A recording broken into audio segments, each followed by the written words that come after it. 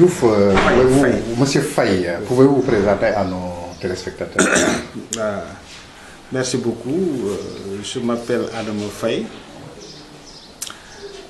Je suis ingénieur en gestion des systèmes de formation et je suis actuellement directeur général adjoint de l'École supérieure de commerce et de gestion, communément appelée ESUP Dakar.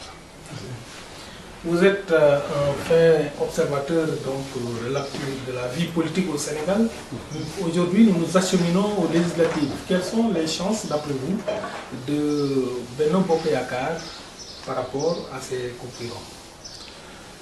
Je pense que Benno Bokk Yakaar conserve les mêmes chances qu'auparavant parce que c'est une coalition qui est fortement ancrée à un idéal de travailler pour le développement du pays.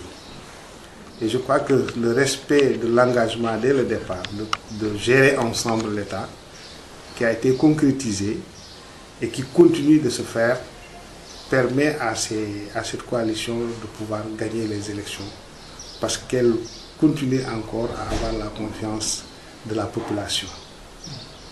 Je sais que l'opposition est là et se battra, mais Benno Bokk Yakaar, à travers les réalisations du président Macky Sall, a de fortes chances de continuer à avoir le vote de la population. Parce que, quoi qu'on dise, Macky a fait avec cette gouvernance beaucoup de réalisations sur le plan social, comme sur le plan aussi des infrastructures économiques.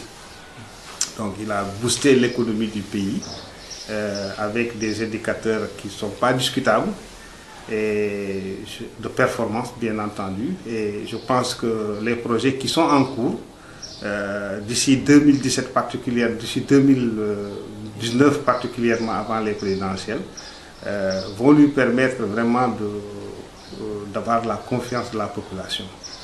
Les gens pensaient que c'était des éléphants blancs. Mais je crois qu'aujourd'hui, si on regarde ce qui se passe à Diamniadio, ce qui se passe au niveau rural, avec surtout le plan communautaire de développement confié au PNUD, je crois qu'il y a énormément de réalisations à la satisfaction des populations à la base. Et c'est ça qui est particulièrement important, s'occuper des terroirs au niveau de la base. Le milieu dit rural, aujourd'hui, a complètement changé avec l'électrification et aussi les énormes forages qui sont faits, les DAC aussi, c'est-à-dire les domaines agricoles communautaires, ont complètement bouleversé, changé le visage du milieu rural. Et ça, c'est un acquis qu'on ne peut pas du tout vraiment ne pas accorder à la gérance du président de la République avec la coalition Benno Bokk Yakaar. Donc je pense que les chances sont encore gardées. L'opposition cherchera toujours des noises pour convaincre les uns et les autres.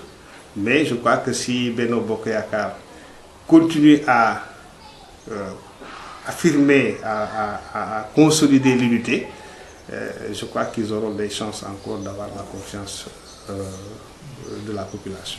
En parlant d'unité, récemment, le président Macky Sall a dit aux gens qu'il ne tolérera pas de listes parallèles. Pensez-vous que ce soit une bonne chose en ce moment de parler de cette façon? Oui, à mon avis, je pense que si. Parce que, vous savez, en toute chose, il faut, comme le disent certains d'ailleurs, il faut de l'unité. Il faut l'unité. Bon, maintenant, c'est vrai qu'il y a des positionnements, il y a des ambitions des uns et des autres, mais en toute chose, il faut savoir raison garder. Parce que quand ils sont de la coalition ou de la paix en tant que tel, bon, il faut dire que la politique telle qu'elle se fait, ça ne doit pas être un problème de poste. Ça doit être plutôt un problème de vision pour le développement. Aujourd'hui, les législatives, l'enjeu c'est quoi? C'est donner une majorité confortable au président de la République. Donc tous ceux qui sont de Benno Bokk Yakaar, Ils doivent tout simplement mettre en relief cette idée-là. Comment faire pour donner au président de la République une majorité confortable à l'Assemblée et lui permettre de continuer son œuvre. Je crois que c'est un peu ça qui doit guider les esprits. Et puis aussi, quand il y a une majorité qui se dessine localement, il faut accepter de la loi de la majorité. C'est ça aussi la démocratie, à mon avis. Bon, une dernière question.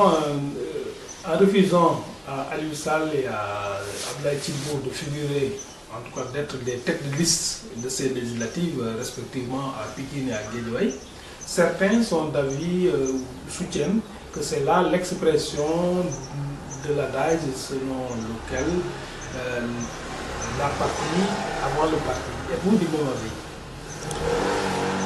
Bon, moi, en fait, je suis d'avis un peu partagé, mais je comprends que, je l'ai dit quelque part, que le travers qui était arrivé avec le président Abdoulaye Wade et son fils Karim Wade, que ceci ne retombe pas sur Macky. Et je comprends le souci qu'on leur demande de s'écarter. Mais au fond, je ne partage pas cela, parce que ce n'est pas le même cas de figure. Là-bas, c'était des nominations, mais ici, c'est des élections. Or, on ne peut pas dire, parce que je suis parenté au président de la République, que je ne vais pas me faire élire. C'est le plein droit, en tant que citoyen, de demander le suffrage des citoyens. Si les citoyens leur font confiance et l'élisent, mais ça n'engage que les citoyens qui les ont élus. Ça n'engage pas les autres. Donc, normalement, le choix revient à la population de Guédiawaye et de Pikine. Parce que c'est électif. Ce n'est pas une domination. Moi, c'est ça qui fait la différence. Et je dis qu'ils sont des citoyens. Donc, ils ont le droit de se présenter à des élections. Ils ne se présentent, ils ne se font pas nommer. C'est différent. Bon, c'est pourquoi je dis que, bon, quelque part, peut-être, le président de la République a compris que, par souci d'apaisement de l'environnement politique, parce que les gens ont toujours tendance à penser que c'est du favoritisme vis-à-vis de sa famille et tout, il peut le leur demander. Et en réalité, c'est aussi leur demander de s'abstenir de leurs droits, parce qu'ils ont le plein droit de le faire, à mon avis. Maintenant, qu'ils soient élus ou non, ça appartient à la population concernée. Merci.